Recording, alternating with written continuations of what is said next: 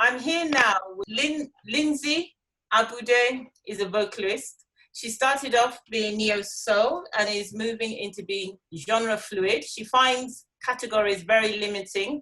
And if you check her out on YouTube, which I did this morning, you can understand why. I listened to her rendition of Fella's Trouble, what's it called?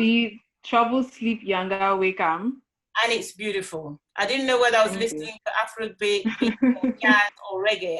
It was, mind-blowing. So, Lindsey, can you please tell us a little bit more about And the Bass's Queen? Okay, so And the Bass's Queen is actually my album that I released a couple of years ago. And the point of the album was to, how when you listen to a song and you take away the bass line, it doesn't sound the same, right? So the point of having or calling the bass queen is that the bass is very important, sometimes negligible, but very important part of music composition. But not just limiting it to just music or just having a bass guitar or a bass line, but moving to even having low tones. I really like low tones, like altos and mezzo-sopranos, people who can hit low tones or baritones. So the project is mostly just me experimenting with vocals, with bass instruments, with background vocals, just picking out the low tones and using that as a driving force for everything else in the compositions. And the image I had for And the Bass's Queen when I named the project that was just thinking about how the queen is on the chessboard and how she can move any way she chooses. There's no set rule on how the queen can move. And that's how I really look at bass, the bass line. Sometimes if you think about traditional jazz, you always hear the bass line. It's like the center of the bass line of the composition.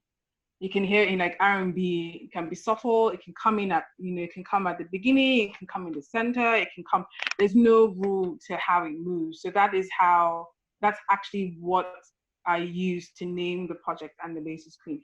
But besides that, I also use it as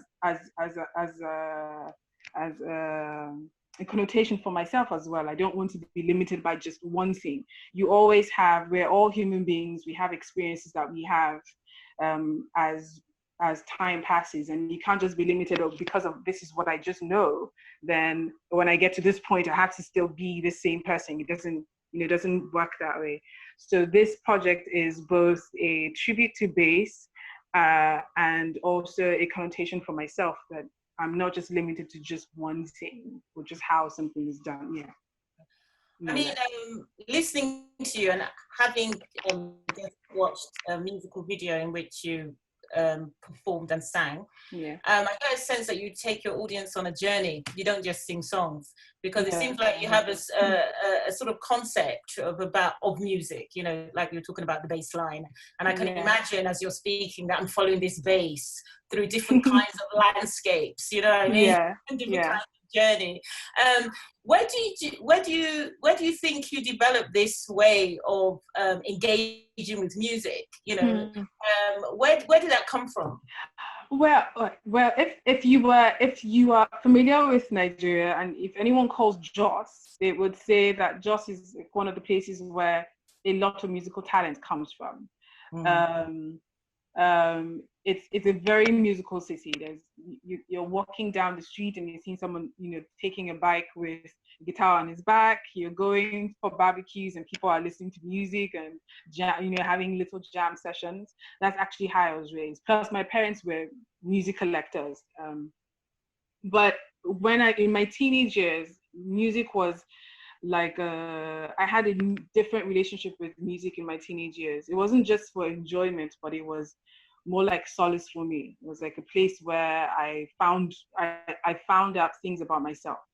So now that I turned out to be a creator of music, I try to create a space where people are free to be whoever they want to be, are free to, you can break down when you listen to a song, you pick yourself up when you're listening to a song, you can be encouraged when you listen to a song, you can go through the motions, and it's really fine. There's no set rule that it has to be you know, I don't necessarily say, oh, I'm doing just songs that make you happy, because that's not it, you know, that's not all about that. But there are also songs that I create that mostly just creates that room for you to be yourself and feel everything. So it's like an emotional experience for the people that I create for, because that's what music did for me and still does for me.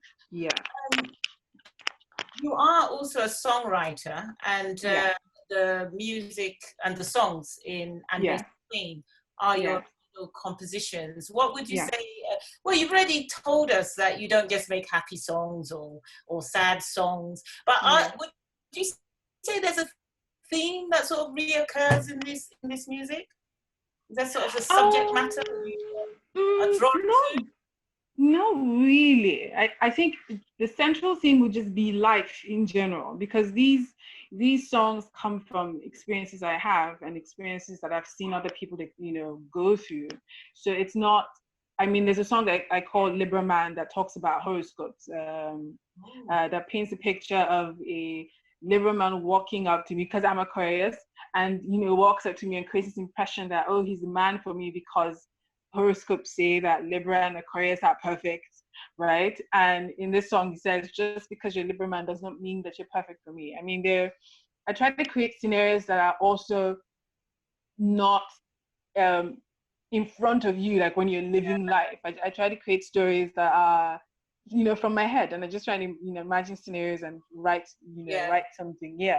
So it's not, there's no particular theme as to whether it's love or life, even though I touch on those things, but it's just experiences from different people or stories, and I try to find a way to make them, you know, in a different way. So that's Ambassador's Queen from Lindsey Abudei. I got it. You still need a little work. And you know, if you want to engage with her piece, it's a musical session. It's a journey. She speaks she engages his music in this very conceptual way. So be ready for a trip. It's herself, 4 musicians. Original compositions.